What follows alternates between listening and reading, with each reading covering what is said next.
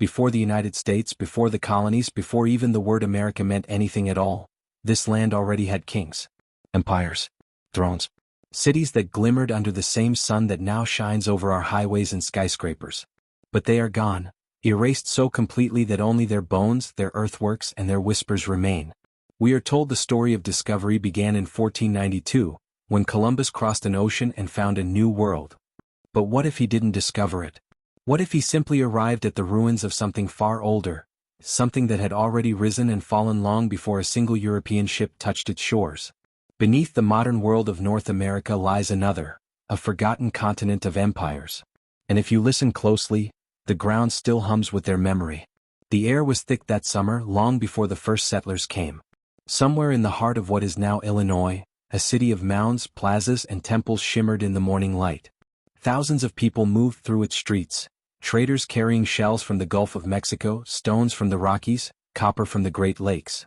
They called it Cahokia. And at its center stood Monk's Mound, a colossal pyramid of earth, taller than any structure north of Mexico. Upon its summit sat a ruler known only as the Great Sun. His palace was built from sacred wood, its walls adorned with feathers and precious stones. He ruled not by force alone, but by divine decree. To his people, he was the bridge between earth and sky, the living embodiment of balance and order.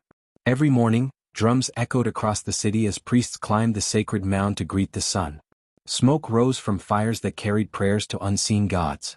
The air trembled with chants, the sound of rattles and bells, and the soft weeping of those who came to offer their first harvests, their firstborns, their fears. To the great sun, the world was alive. Every river, every tree, every gust of wind carried the spirit of something greater. His people believed that if harmony broke, disaster would follow. And then, one day it did. We don't know how. No record was left. But the soil of Cahokia tells its own story, of fire, drought, and perhaps betrayal. The once great city emptied itself. The plazas grew silent. The drums stopped. And the earth swallowed its people whole. When explorers arrived centuries later, they found the mounds but not the answers. They called them Indian forts, giant graves, or even works of a vanished race. But they were wrong. These were not relics of outsiders. They were the remnants of the first true American kings. Yet Cahokia was not alone. Stretching across the heart of the continent were countless other cities, kingdoms, and sacred sites, all connected by rivers that served as the veins of a vast and intricate civilization. From the Ohio Valley to the Gulf of Mexico, massive earthen pyramids rose from the soil. They were built by hands that understood astronomy, geometry, and the balance of the heavens. They aligned their temples with the solstice, their roads with the stars. To them, time itself was a living thing, something you could shape, measure, and worship. But the mystery of the mounds runs deeper than architecture. When the first settlers and archaeologists began to dig, they unearthed something unsettling. Burial chambers filled with thousands of bodies, men, women, and children, sacrificed in elaborate rituals. Skeletons arranged in circles, some missing skulls, others holding strange ornaments made of copper and bone. And in one of Cahokia's largest mounds, they found what became known as Mound 72, a mass grave of 272 people. At its center lay a man covered in thousands of shell beads, his body arranged like a bird in flight. Around him, young women carefully placed as if to accompany him into the next world. Who was he? A king? A priest? A god? No one knows, but the message buried with him was clear. This was a civilization of both splendor and shadow. Because this is where the story of America truly begins, not in Plymouth or Jamestown but here in these forgotten cities of earth and fire. Long before the Pilgrims prayed, long before the Declaration was inked, long before anyone dreamed of freedom, this land already knew power and loss. The people of Cahokia and their cousins, the mound builders, the Mississippians, the Adena, the Hopewell, all vanished. Their languages dissolved, their gods forgotten. Even their descendants could not name them. Some say disease carried by early traders destroyed them.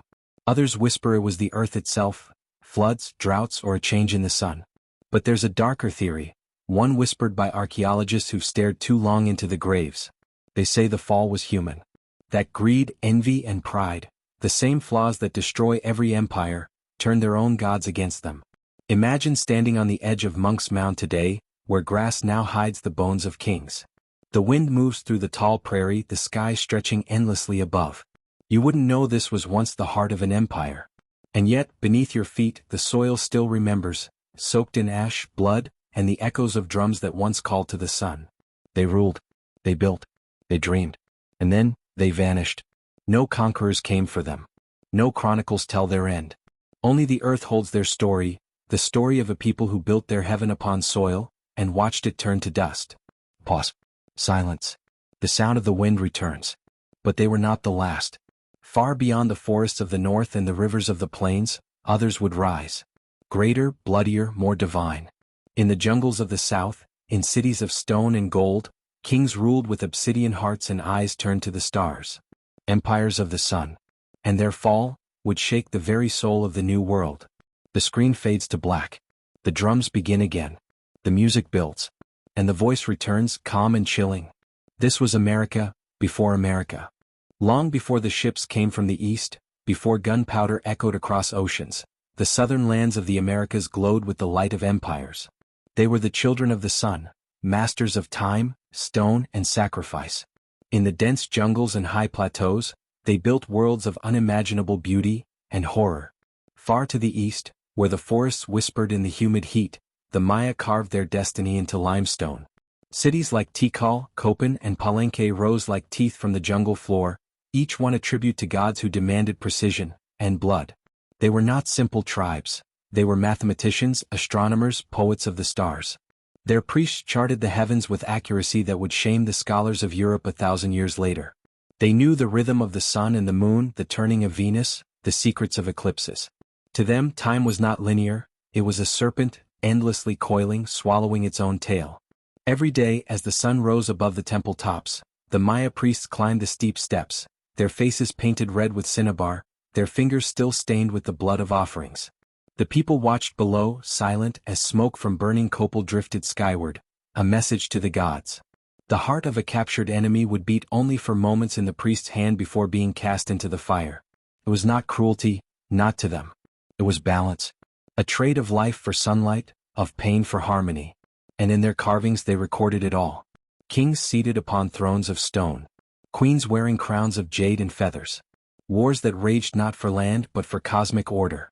Every wall, every stele, every temple told the story of time itself. But even the masters of time could not stop it. The rain stopped falling. The rivers withdrew into the earth. The jungle began to reclaim the temples. The stars shifted and the serpent devoured itself once more. By the time Europeans crossed the ocean, the great cities of the Maya were silent, ghostly ruins hidden beneath vines, watched only by the jaguar and the moon. Yet while the Maya's world sank into shadow, another empire was being born, one that would burn brighter and bloodier than any before it. In the Valley of Mexico, where the lake shimmered like a mirror of the heavens, a wandering people arrived, the Mexica known to us as the Aztecs. They were not born into power, they carved it out of bone. Driven from their lands, despised by neighbors, they were nomads until their god spoke. He appeared as a voice, whispering in the wind, "Where you see the eagle perched upon the cactus, devouring a serpent, there you shall build your home." And so they did. In the middle of a lake.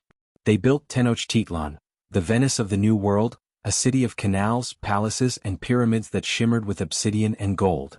At its heart rose the Templo Mayor, where gods of war and rain demanded tribute. And the Aztecs obeyed with blood. Every heartbeat, every sunrise was a battle between light and darkness. To keep the sun alive they fed it life. Captured warriors were laid upon the stone, their chests cut open, their hearts lifted high toward the burning sky. Drums thundered. Priests chanted. The crowd roared.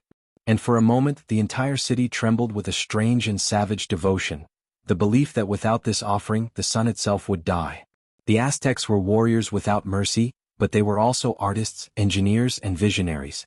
They built floating gardens called chinampas, crafted poetry that spoke of gods and grief, and wrote their histories on sheets of bark. Their empire stretched from coast to coast, hundreds of cities bound by fear, faith, and tribute.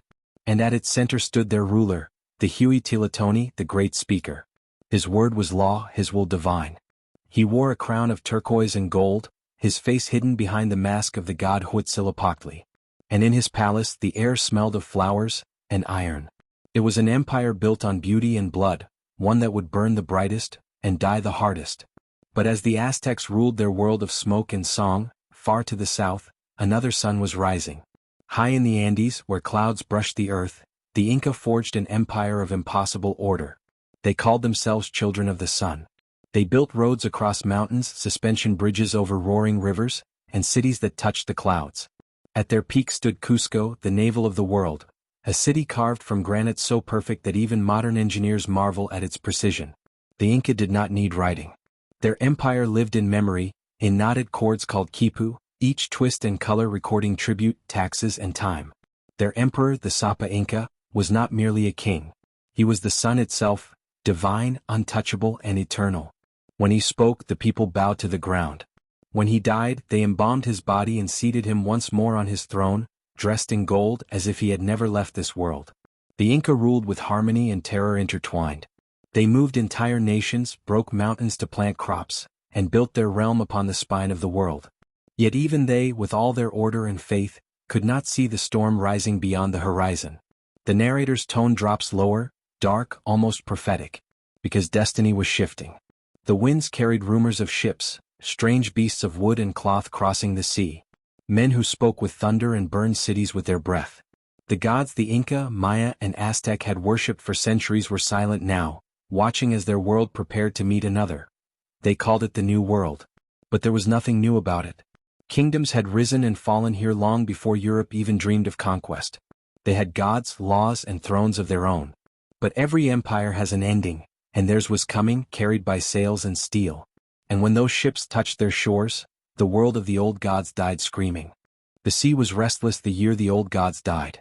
From the horizon came shadows with wings of white, ships, enormous and alien, gliding toward the shores of a world that had never seen their kind. Their sails caught the wind like the breath of destiny. And within them were men who carried the hunger of empires, men who believed they were chosen by heaven itself to conquer what they called the New World. The first to land came in the name of God in gold. They spoke of salvation, but brought only ruin. Their armor shone like mirrors under the tropical sun, their weapons spat fire and thunder. And to the kings of the old world, who had never seen a horse, a cannon or a musket, they seemed like gods made of iron. But they were not gods. They were conquistadors. And their leader was Hernán Cortés. When Cortés marched toward the Valley of Mexico, he had fewer than 1,000 men.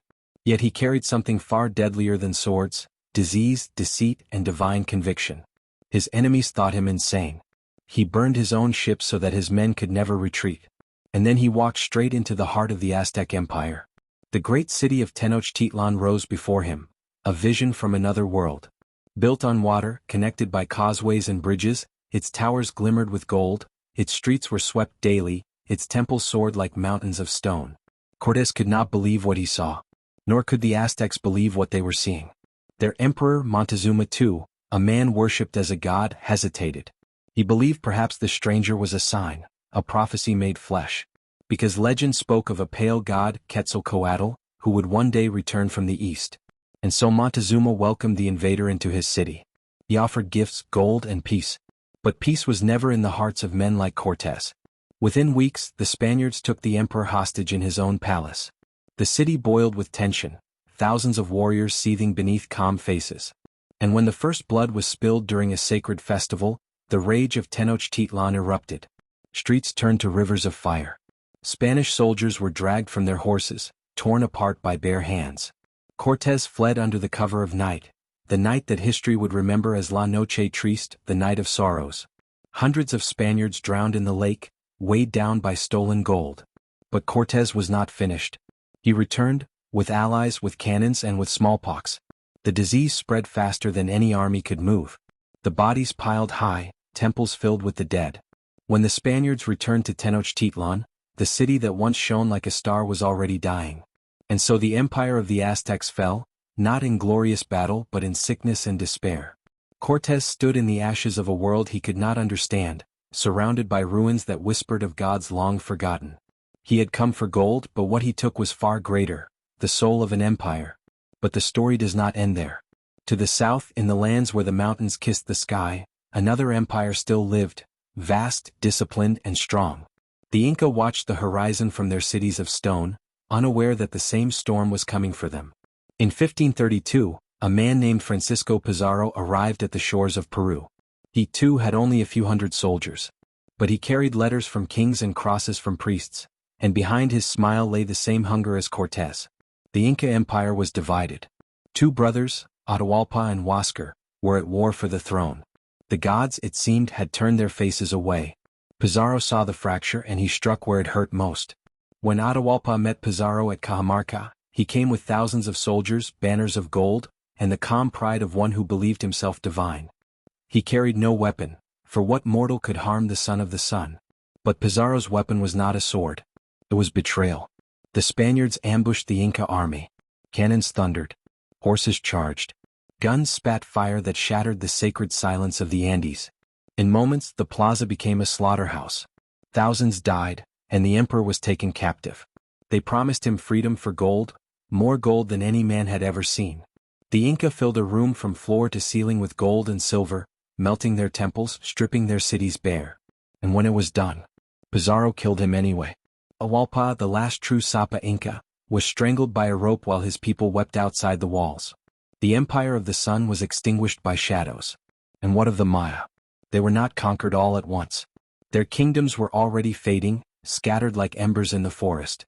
But even their last cities, proud, stubborn, radiant in the jungle, eventually fell. Disease followed conquest and silence followed both. The old gods had been dethroned. The thrones of gold and stone were empty. In their place rose crosses, churches, and names the land had never spoken before. The empires of the sun became dust beneath the boots of men who came chasing dreams of heaven and greed. But the story doesn't end in despair. Because beneath the modern world, beneath every city, every road, every church, the spirit of those lost kingdoms still breathes. Their pyramids still pierce the jungle canopy. Their roads still cut through the mountains. And their stories still whisper in the wind. The narrator's voice steadies as if addressing the viewer directly now, intimate, haunting. They called it conquest. They called it civilization. But if you listen to the earth, to the rivers, to the stones still standing against the rain, you will hear another name. You will hear the sound of forgotten thrones, still beating beneath the soil. And maybe, just maybe, they are not done speaking. The drums of the old world begin again. Slowly, softly, like the heartbeat of an empire that refuses to die.